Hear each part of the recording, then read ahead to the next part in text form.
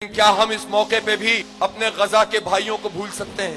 اگر مسلم حکمرانوں نے بھلا دیا، اگر سیاسی لوگوں نے بھلا دیا، پارٹیوں نے بھلا دیا، تو کیا جماعت اسلامی جیسی تحریک جو کہ ہے ہی امت کے تصور پہ، اگر غزہ کے 23,000 لوگ شہید ہو چکے جن میں 10,000 سے زائد بچے ہیں، کوئی اگر نہیں پوچھ رہا تو کیا ہم بھی نہیں بات کریں گے؟ ہماری انتخابی مہم کے بھی ہر کارنر میٹنگ میں، ہر پروگرام میں غزہ کے نوجوانوں کا تذکرہ ہوگا، ان بچوں کا ذکر ہوگا، ان کے لیے آواز اٹھائیں گے۔ تیار ہیں اس کے لیے آپ انشاءاللہ؟